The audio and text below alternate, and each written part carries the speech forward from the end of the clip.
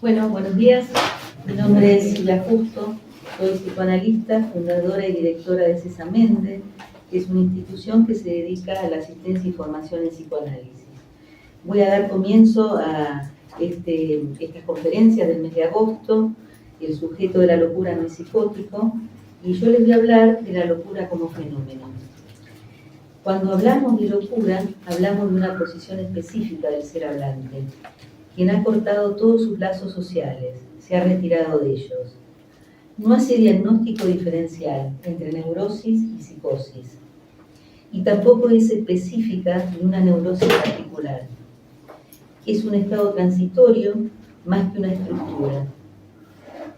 Es Lacan quien se refiere a la locura en tanto fenómeno, entendiendo como fenómeno a una manifestación percibida por el hombre, un suceso extraordinario que sale del orden convencional y que es sorprendente.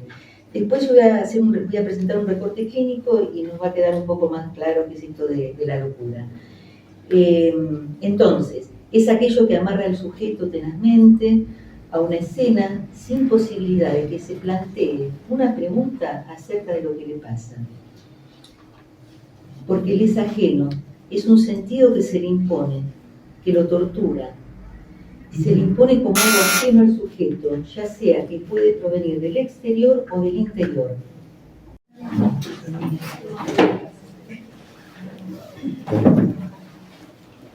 Tiene un efecto de estallido transitorio, o sea que si se piensa las locuras en una dimensión temporal, tiene un inicio y un final, a diferencia de la psicosis, que no tiene final. Hay algo que lo desencadena, un conjunto de acontecimientos sumado a ciertas características de la estructuración subjetiva, hace que alguien enloquezca. Pero tiene un carácter episódico. El sujeto deja de estar loco en un momento determinado. Para Lacan, lo que no tenemos que olvidar es que el sujeto, ¿sí?, no tiene un ser, sino que es un efecto de la carencia. Lacan va a decir que hay falta en ser. O sea, lo que estructura al sujeto es la falta. Las locuras no son una forma del ser. No se es loco, se está loco.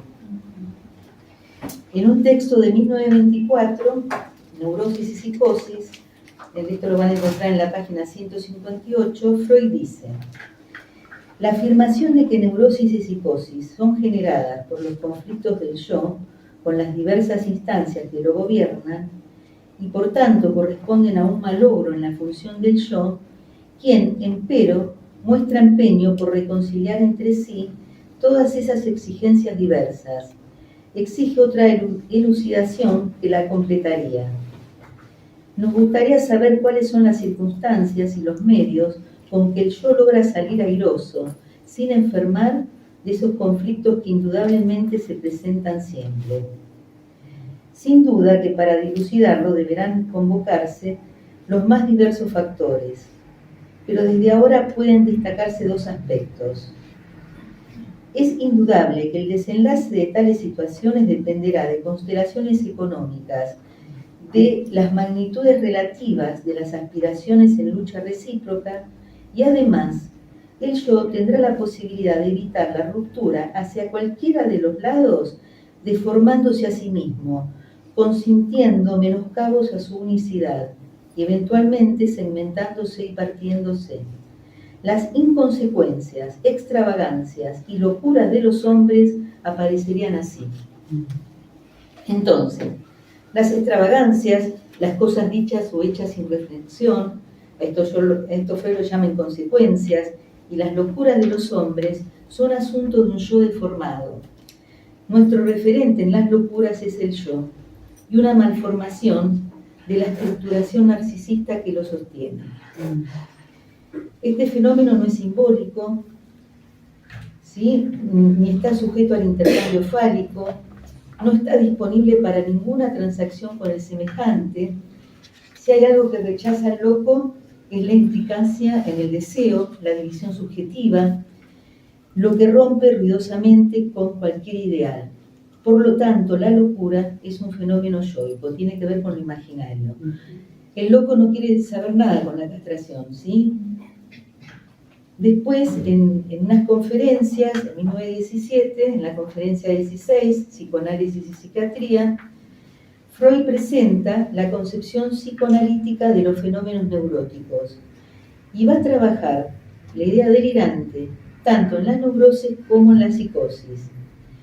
Aunque aparezca una idea aparentemente delirante, esta puede corresponderse con una representación reprimida, ¿sí? Esto lo trae Freud en el año 1917 en la conferencia 16, Psicoanálisis y Psiquiatría. Uno podría decir que lo que Freud llama representación, Lacan lo llamó significante. Entonces, hay un significante que está reprimido. Esto puede provocar una idea delirante. En este texto, Freud trae el pedido de un joven oficial que le pide que le tomen tratamiento a su suegra, que tiene todo para ser feliz, pero desde hace un tiempo le arruina la vida a todos los suyos y ella misma que está amargada, ¿no? A causa de una idea disparatada. El único fundamento que tiene esta mujer es que su esposo le es infiel. De que su esposo le es infiel es una carta anónima, sabiendo que esa carta fue escrita por la mucama de ella, porque esta mujer era muy confidente de esta mucama, y esta mucama tenía como una rivalidad muy profunda con otra mucama, ¿sí? Entonces le escribe una carta a esta mujer diciendo que la otra mucama era quien le era infiel con el marido, cosa que esta mujer lo sabe, ¿sí? La echa esta mucama, pero sin embargo, ¿sí? Es una idea que se le impuso, ¿sí? Y que la sufre como si admitiera la total justificación de esos celos. Lo que Freud dice es que esta mujer arma todo un delirio de celos, ¿no? Este tipo de ideas, inaccesibles argumentos lógicos y tomados de la realidad, Freud los toma como ideas delirantes y dice que esta paciente padece de un delirio de celos, tomando que lo fundamental es la pregnancia que tiene la fuerza de la vivencia. Entonces la toma como una neurosis esta paciente y sin embargo dice, ¿no? En este caso hay alucinaciones. Hay un delirio de celos, pero también dice que tanto las alucinaciones como los delirios están presentes en los cuadros neuróticos. Ahora, también dice que no siempre hay alucinaciones y delirios en la psicosis. Freud va a incluir, entonces, también delirios y alucinaciones en los síntomas de la histeria. Y va a trabajar en el texto Una neurosis demoníaca del siglo XVII, ¿sí? La vida de Heisman, que era un pintor que a los 16 años muere el padre y a partir de ahí entra en un abatimiento muy fuerte y dice que hizo 9 pactos con el diablo, ¿sí? Que firmó 9 pactos con el demonio. Entonces Freud hace un estudio muy exhaustivo de la vida de este pintor. Estamos hablando de un pintor del siglo XVII, XVIII, y llega a la conclusión que tiene una histeria melancolizada. En esta histeria melancolizada, ¿sí? Porque hay un duelo que quedó detenido, ¿sí? Por la muerte de este padre. Ustedes lo van a encontrar trabajado minuciosamente en un texto de Marta Jerez Ambertín que se llama Imperativos del Super-Yo, ¿sí? El caso del pintor Heisman. Bueno, hasta acá Freud. Entonces Freud nos dice que tanto en la neurosis como en la psicosis hay alucinaciones, hay delirios, que estudiando exhaustivamente la vida de este pintor, hay un duelo no elaborado, ¿sí? Un duelo detenido que provoca esta histeria melancolizada y que esta histeria melancolizada está en función de alucinaciones, delirios, ¿sí? Con este pacto que hizo 9 veces con el diablo. Bueno, veamos qué dice Lacan. Lacan, en 1946, en el texto acerca de la causalidad psíquica, es donde podemos encontrar las más preciosas referencias acerca de la locura y donde nos propone un concepto interesante. Ser loco es creérselas. El que se las cree está loco. Creérsela remite a la dialéctica del ser. Recuerden que cuando hablamos del ser, cuyo corazón, su raíz es la falta en ser, la división subjetiva, el deseo, la falta, distintas formas de hablar de la castración, ¿sí? De eso el loco tiene un desconocimiento esencial. Con eso no quiere saber nada. En la locura no hay espacio para la falta. Entonces Lacan dice, si un hombre cualquiera que se cree rey está loco, no lo está menos un rey que se cree rey. ¿Se entienden? ¿Sí? Ahí donde no hay lugar para la falta en ser. Entonces, el eje para definir la locura, Lacan lo va a tomar de Hegel. En la fenomenología del espíritu, este filósofo describe la infatuación o delirio de presunción, la ley del corazón y el alma bella. Son los tres ejes que toma Lacan de Hegel para dar cuenta de la locura. La presencia de citas de Hegel a lo largo de la primera parte de la obra de Lacan, de los primeros seminarios, y de los escritos de él, nos dan cuenta que él estaba como muy influenciado por las ideas hegelianas, ¿sí? Bueno, vayamos a la infatuación o delirio de presunción. Lacan lo va a referir a las identificaciones. En la medida que hay falta en ser, es que hay identificaciones, ¿sí? La infatuación tiene que ver con el carácter inflado de la imagen especular. Las identificaciones pueden ser mediatas o inmediatas. Cuando estas identificaciones son inmediatas, el sujeto estará más expuesto a la locura, ¿sí? Se la va a creer. Es decir, que la locura está en relación a la identificación del sujeto con los ideales de forma inmediata, a diferencia de las identificaciones mediatas entre el sujeto y el ideal. A ver, la mediación ya habla de un lugar tercero entre dos. Pensemos, para que quede más claro, las prácticas de mediación en el sistema jurídico, ¿no? Cuando alguien quiere demandar a otro, ¿sí? Entre el actor y el demandado hay un abogado, un tercero, que funciona como mediador para ver si se puede mediar.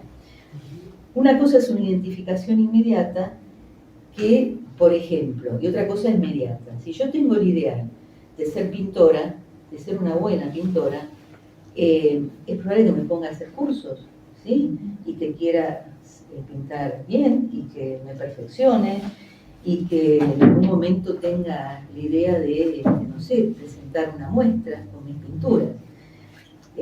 Otra cosa es si yo creo ser Frida Kahlo, ¿sí? Entonces, me las creo y hasta me puedo llegar a caminar como ella o vestirme como ella, ¿sí? Y mi obra es Frida Kahlo, ¿sí? Entonces se entiende la diferencia entre lo que es una identificación inmediata, donde no hay un tercero que medie, y una mediata. En la inmediata, el loco se las cree. Entonces, la locura va a consistir en la ausencia de mediación de lo simbólico del ideal del yo, ¿sí?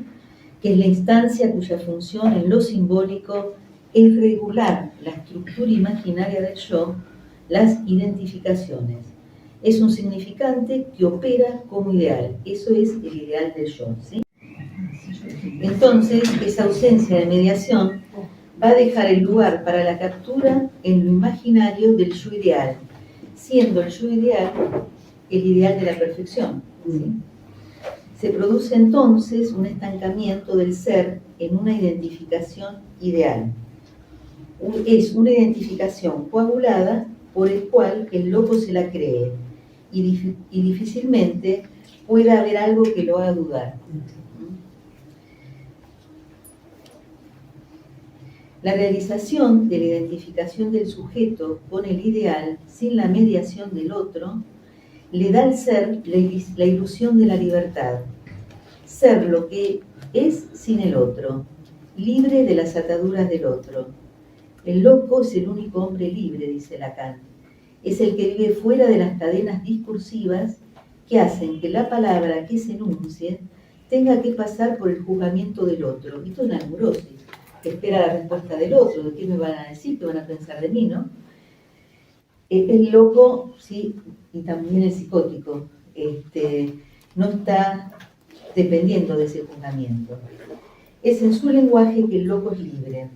Entrar en el discurso, dice Lacan, es perder la libertad.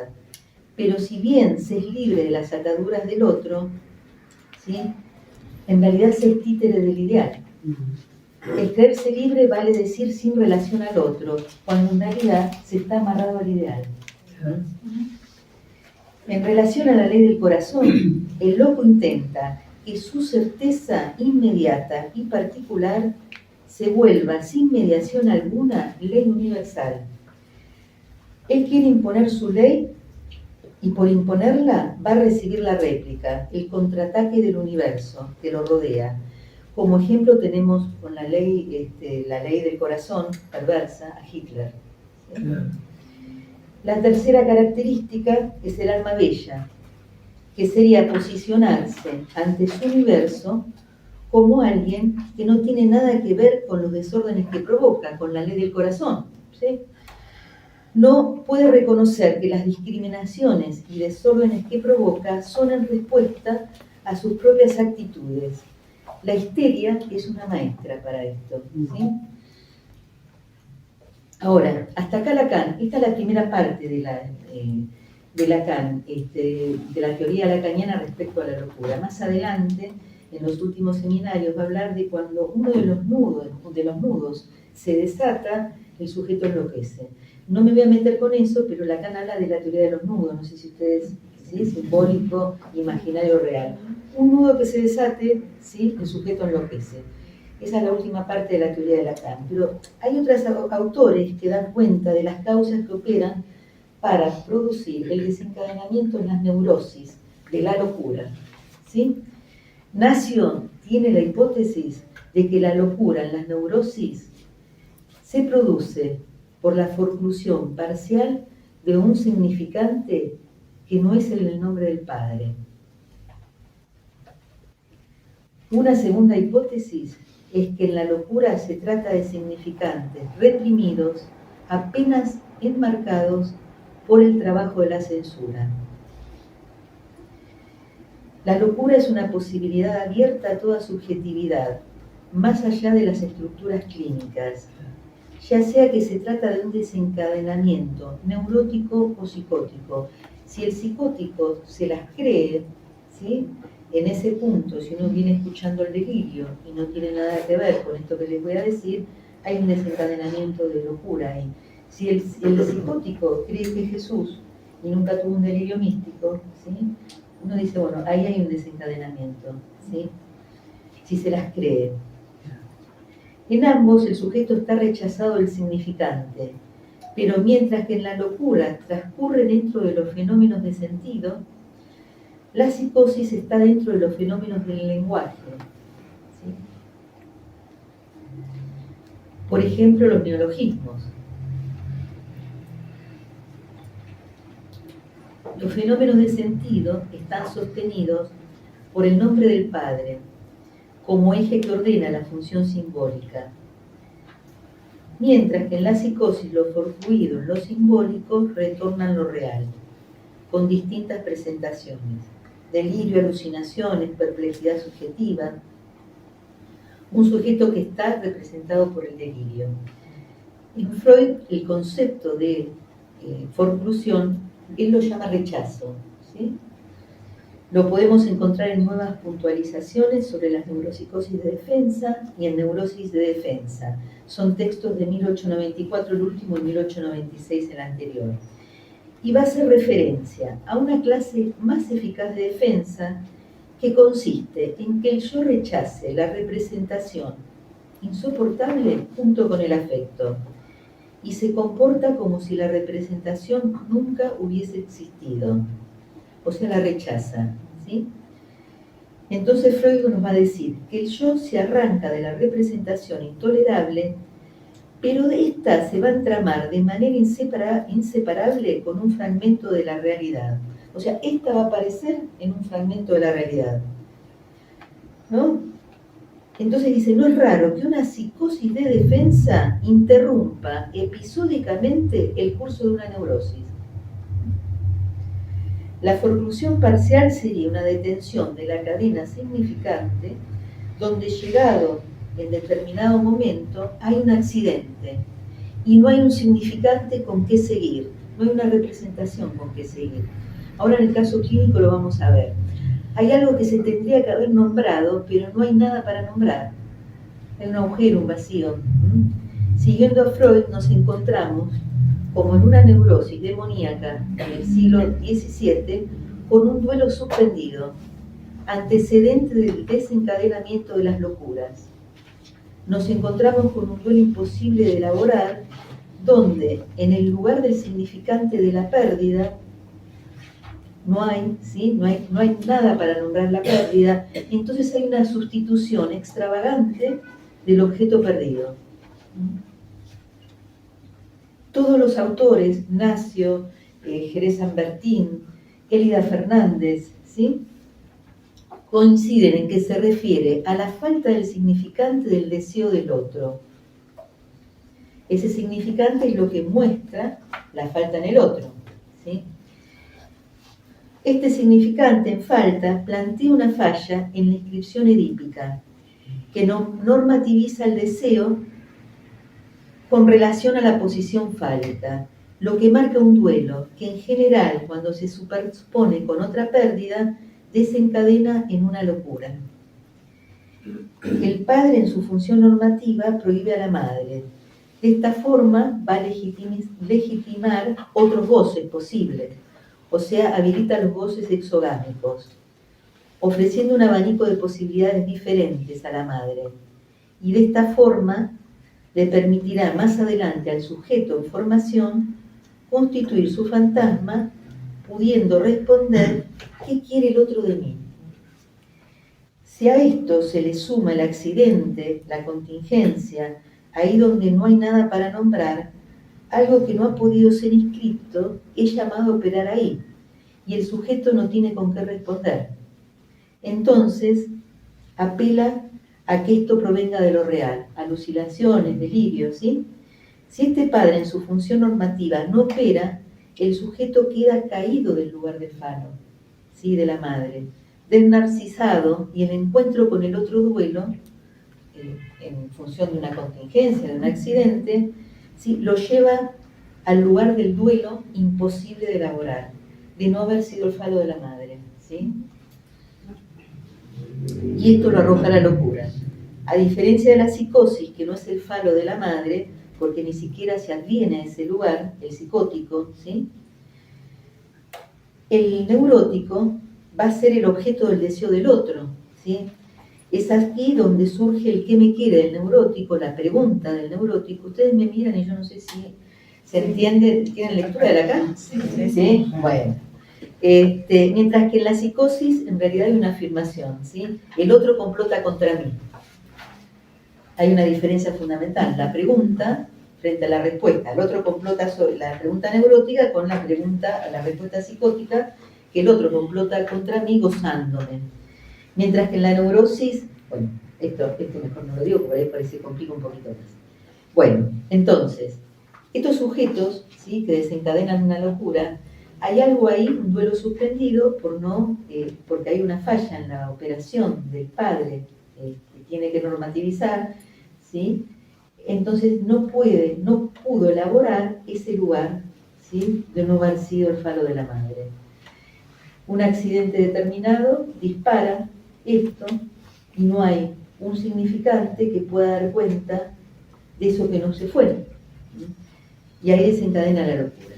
Ahora, ¿qué hacemos con un sujeto que venimos escuchando, la neurosis? Ustedes saben que hay algo fundamental que va a ser diagnóstico diferencial entre una neurosis y psicosis en este sentido. Porque si decimos que el psicótico delira y alucina y un neurótico cuando desencadena una locura también, tenemos que tomar en cuenta que una de las diferencias es que no hay novela familiar en la psicosis, que no hay mito individual en la psicosis, que no hay repetición ni trauma, y que se escucha, ¿sí?, claramente en la psicosis un vacío por la falla del significante. Entonces, ¿qué hacemos como analistas cuando hay un fenómeno de locura, ¿no? En el caso de la neurosis, entonces, acotar la locura sería la condición para que un análisis tenga lugar, porque en estado de locura no hay posibilidad de analizar a nadie. La intervención a través del significante o de las formaciones del inconsciente se vuelven resistentes. Muchas veces el acompañamiento o el silencio producen alguna distribución diferente en la economía del goce. El analista de ninguna forma puede acceder al lugar del sujeto supuesto al saber. Para finalizar, podemos decir que la locura se distingue de la psicosis, ¿sí?, porque son estados, episodios, tienen un inicio y un fin, es el recorrido que hice en esta breve exposición, ¿sí?, para que quede un poco más claro.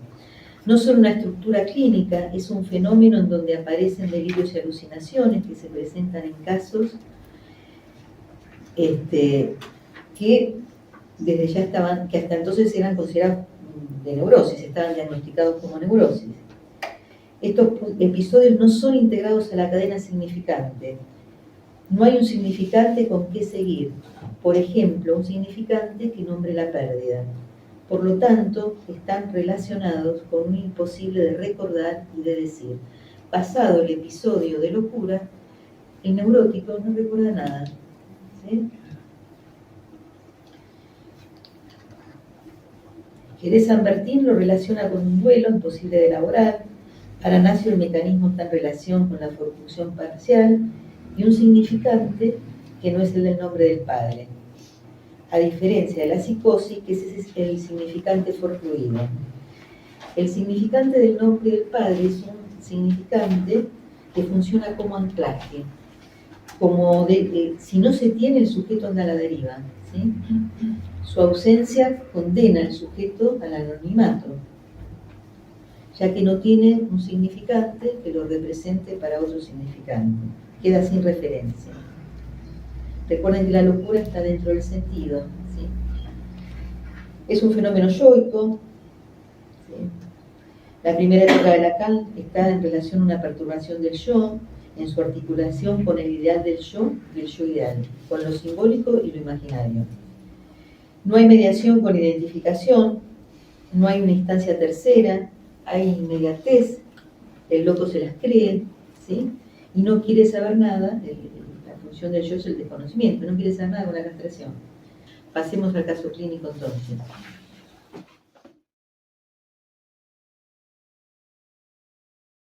Bueno, le voy a presentar a Silvia Fandiño. Silvia es psicoanalista de adolescentes, jóvenes y adultos, miembro del grupo interdisciplinario designado por la Facultad de Ciencias Sociales para la implementación del protocolo de acción institucional para la prevención e intervención ante situaciones de violencia, discriminación de género u orientación sexual de la UBA.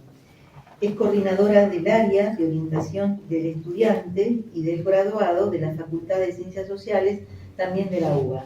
Y nos va a hablar de locura e histeria, locura desde Freud y desde Lacan. Bueno, adelante. Bueno, buenos días, ya les dije.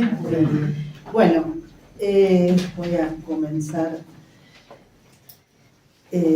Bueno, como dijo Silvia, voy a hablar sobre locura e histeria y voy a hacer así en algún momento una breve reseña histórica, digamos, sobre el término. En principio, digo, la histeria es una categoría milenaria. Hay descripciones de síntomas que demuestran que ya los egipcios las reconocían. Desde la cultura griega ha conservado su nombre, el cual proviene de útero. Esta denominación llevó a que durante mucho tiempo se considerara una enfermedad propia de las mujeres. Recién en el siglo XVII, al iniciarse el desarrollo de la anatomía y la investigación del sistema nervioso, se trasladó su localización desde el útero al cerebro. Por primera vez se la reconoce como una enfermedad que podía afectar a ambos sexos, pariente de la epilepsia. En cuanto a la composición de su cuadro clínico, fue evolucionando a lo largo de los siglos. Inicialmente se la identificó con los ataques o crisis histéricas, por lo que se la consideró pariente de la epilepsia y originó los estudios de diagnóstico diferencial entre ambos tipos de crisis. Muy pronto, ya entre los griegos, se incluyeron una serie de síntomas corporales que se confundían con los de múltiples enfermedades. Finalmente se agregaron características del estado mental, lo que hoy muchos denominan rasgos histéricos de la personalidad. A fines del siglo XIX, a este último grupo se lo delimitó con un síndrome específico constituido fundamentalmente por alucinaciones y delirios, que recibió la denominación de locura histérica. El cuadro denominado locura histérica fue descrito por varios autores de la psiquiatría clásica, desde Moreau de Tours hasta Janet, incluyendo a Kraepelin y otros. La polémica acerca de su existencia como cuadro diferente a la histeria por una parte y de los cuadros psicóticos por otra, se extendió a las primeras décadas del siglo XX. El resultado de dicha polémica fue que la designación de locura histérica prácticamente desaparece de las nosologías, tanto francesa como alemana. A partir de las críticas de un autor como Babinski y Bleuler, a partir de estas posiciones de estos autores, ¿no? Maleval realiza una suerte de reivindicación de este cuadro basándose en descripciones clínicas, articuladas con ideas tanto de la psiquiatría como del psicoanálisis. Afirma la importancia de distinguir las locuras histéricas de las esquizofrenias, dado que esta distinción hace al abordaje terapéutico y al pronóstico. Alrededor del año 1970, Maleval, que es un psicopatólogo y psicoanalista francés, publica una serie de textos que relanzaron un debate abandonado desde hace al menos 50 años. La vigencia de la locura histérica como cuadro clínico y psicopatológico. Maleval sostiene la importancia de efectuar el diagnóstico diferencial entre los cuadros de locura histérica y los de esquizofrenia. Se basa en los desarrollos de varios autores de la psiquiatría clásica, aunque sobre todo toma del psicoanálisis, especialmente de la elaboración lacaniana de la psicosis, elementos que hacen a la distinción entre psicosis y neurosis.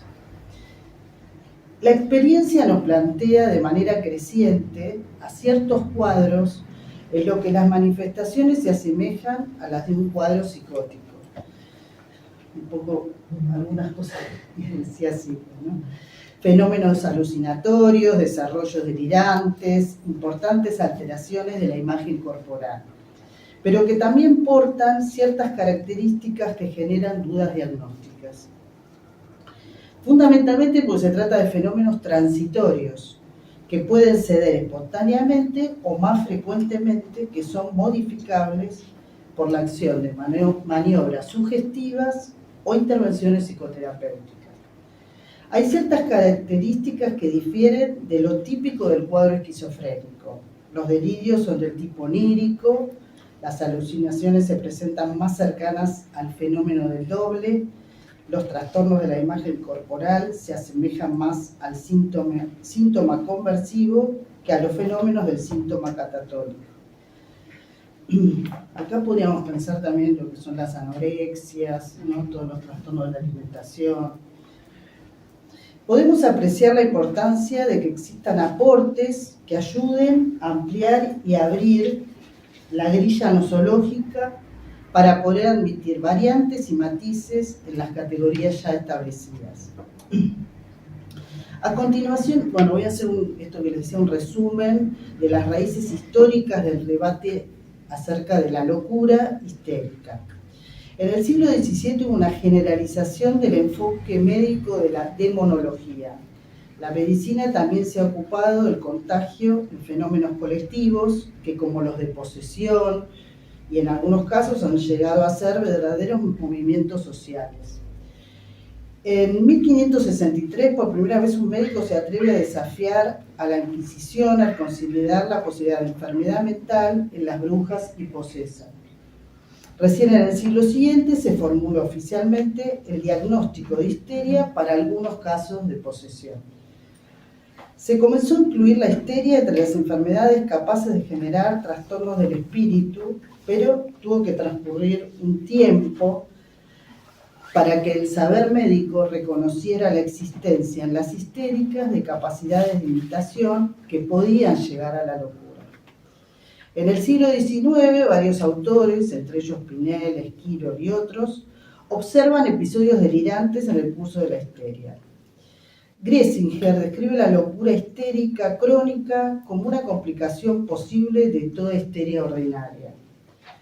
Moreau de Tours publica el primer artículo dedicado a la locura histérica y la describe de acuerdo a 3 de los caracteres que parecen esenciales: la curabilidad, la plasticidad de los trastornos y su semejanza con el sueño.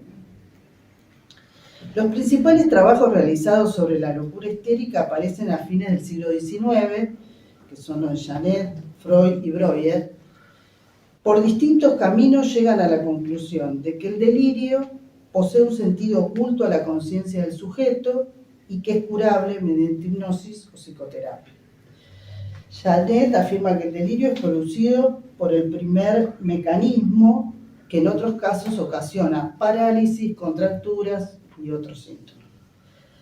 Kraepelin en 1895 la clasifica entre las neurosis generales. Ubica su origen en el terreno mental, producto de representaciones asociadas a poderosas representaciones emotivas.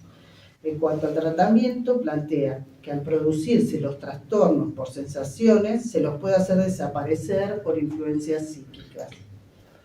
La expresión psicosis histérica también se encuentra varias veces en los primeros escritos de Freud.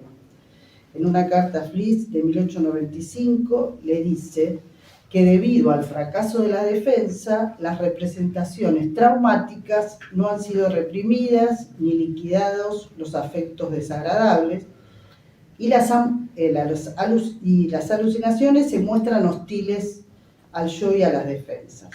En la interpretación de los sueños habla de alucinaciones histéricas. En los escritos posteriores de Freud, el concepto de psicosis histérica empieza a utilizarse menos.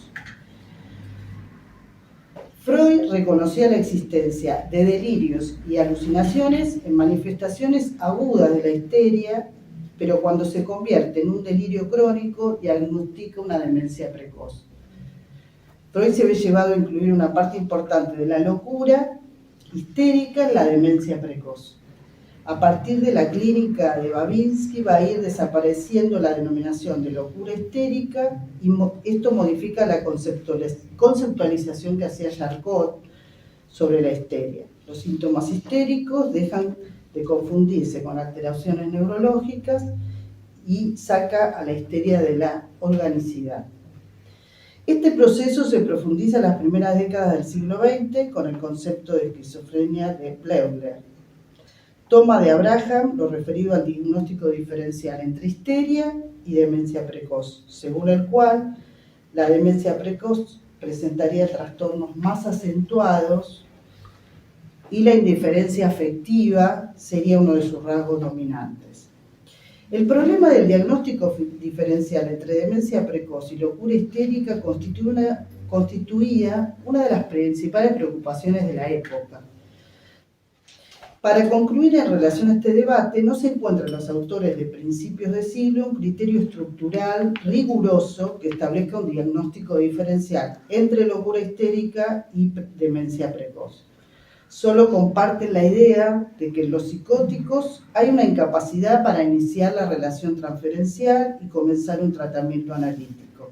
Esto sería diferente en lo que respecta a la locura histérica. El concepto de locura en Lacan es complejo y a lo largo de su obra es objeto de múltiples elaboraciones. En muchos casos es tomado como equivalente de psicosis.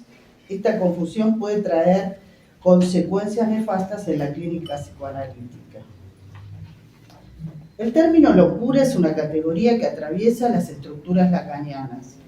perversión, neurosis, psicosis. Por lo tanto, la locura en cuanto fenómeno puede presentarse en cualquiera de las llamadas estructuras clínicas. A continuación abordaré algunas articulaciones posibles entre locura y neurosis, especialmente, entre locura e histeria. Tomando a Freud la articulación entre locura y neurosis, tanto en lo que representa a lo conceptual como a lo clínico, presenta complejidades. A estos cuadros algunos los llaman neurosis enloquecidas o formas psicóticas de neurosis con síntomas propios de la psicosis desencadenada, diagnosticadas así con serias consecuencias en la dirección de la cura. Freud observa una diferencia clínica entre las posibles combinaciones de las distintas neuropsicosis. Esto demuestra la ausencia de oposición diferencial entre neurosis y psicosis en ese momento de su obra. Y la interrupción episódica del curso de una neurosis por una psicosis de defensa.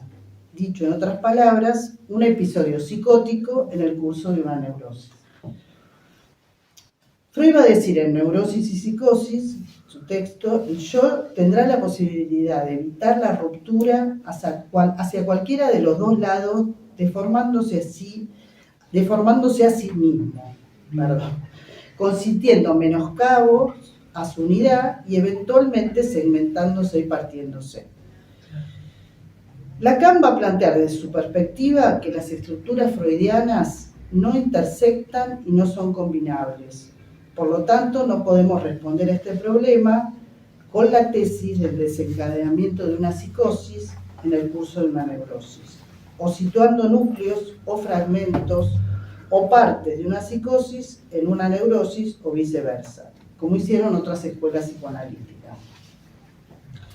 En la actualidad, este problema se ha vuelto a poner en cuestión y Laurent va a decir: entre las neurosis clásicas por un lado y las psicosis extraordinarias por el otro, se encuentran fenómenos mezclados, mixtos, que no son fácilmente asignables. Define así la existencia de un campo de exploración clínica que justamente debe ser cualitativamente explorado, pero advirtiendo que neurosis y psicosis deben ser distinguidas como dos polos completamente fundamentales. Otros autores se han referido al problema de diferentes maneras: estados locos, Kant; locuras histéricas, Mareval; episodios psicóticos, Nacio; aparición de fenómenos psicóticos en estructuras psicóticas, Elida Fernández; suspensión de la neurosis, de las neurosis que deja lugar a un desencadenamiento psicótico. Esto también es de Elida Fernández. Los autores de formación lacaniana destacan que no hay que confundir la apariencia del fenómeno con la estructura psicótica. Freud va a decir: no es raro que una locura interrumpa episódicamente la trayectoria de una neurosis histérica. En las caracterizaciones más generales de la histeria aparecen los ataques histéricos y los síntomas conversivos. Pero también hay histerias en las que, además de esos fenómenos clásicos, se presentan delirios y alucinaciones. En este marco tenemos la categoría de locura histérica. Freud no dudó en estos casos utilizar la calificación de psicosis histérica. Mareval es reconocido por haber realizado importantes trabajos referidos al estudio de la locura histérica y va a concluir que las locuras histéricas no son psicosis, sino histerias graves. El desencadenamiento de los trastornos, la omnipresencia de la significación fálica, la riqueza de las metáforas, la ausencia de neologismos y otros trastornos del lenguaje, y la no disociación de los temas delirantes, son datos que Mareval reúne para llevar a las locuras histéricas fuera del campo de la forclusión del significante del nombre del Padre. Desde la perspectiva estructural lacaniana se puede demostrar que algunos casos considerados locuras histéricas corresponden a psicosis, mientras que otros a neurosis. No es adecuado definir universalmente a la locura histérica de uno u otro lado de los términos de la oposición estructural, sino el caso por caso. Abordaremos la cuestión de la transferencia en la medida en que ordena el diagnóstico, ¿no? Esto es importante también en cuanto al diagnóstico diferencial. En el seminario 3, Lacan advierte que la transferencia en la psicosis no es lo que entendemos cuando hablamos de transferencia en la neurosis. Distingue neurosis y psicosis a partir de la función de la palabra en el campo del lenguaje. Demuestra que la psicosis está en el campo del lenguaje, localizando sus trastornos como neologismo, significación delirante y otros. Implica un tratamiento de la palabra distinto del que implica la neurosis. La función de la palabra es, ante todo, hablar a otros, es decir, es la direccionalidad hacia el otro. El neurótico habla al otro y recibe su propio mensaje en forma invertida. El psicótico, más que hablar, es hablado por el otro. Lo que el psicótico nos cuenta es su testimonio de cómo el otro le ha hablado. Desde una perspectiva psicoanalítica, de una escucha transferencial de la palabra, podemos hablar de locuras histéricas en neurosis o psicosis, vuelvo a decir, caso por caso, según la respuesta a la transferencia. Se tratará de un caso de neurosis histérica, por muy enloquecida que se presente semiológicamente, si en la transferencia se verifica un intento de barrar al otro, poniendo en juego la insatisfacción, que es su modalidad del deseo. Barrar al amo para preservar la insatisfacción es el modo en que define Lacan el lazo transferencial histérico. En las locuras histéricas psicóticas no se halla esa direccionalidad al otro, sino la función testimonial de la palabra. En la intervención sobre la transferencia, Lacan refiere que la primera inversión dialéctica que Freud realiza en su tratamiento de Dora no tiene nada que envidiar al análisis hegeliano de la reivindicación del alma bella, la que se revela contra el mundo en nombre de la ley del corazón. Mira, le dice, ¿cuál es tu propia parte en el desorden del que te quejas? La locura neurótica de Dora radica en la reivindicación respecto de la relación escandalosa entre su padre y la señora K, a la que es empujada por no reconocer su implicación y complicidad en aquello de lo que se queja. De allí su ser de alma bella.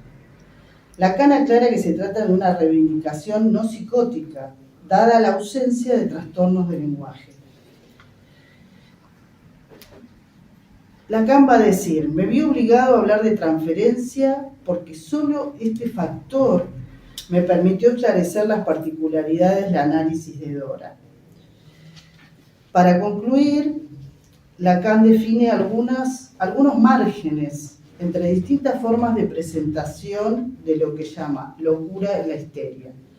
Valor que se convierte en una herramienta para reconocer esos fenómenos locos de difícil abordaje conceptual y clínico que nos permiten orientarnos, en algunos casos, un poco mejor en la distinción entre neurosis locas y psicosis.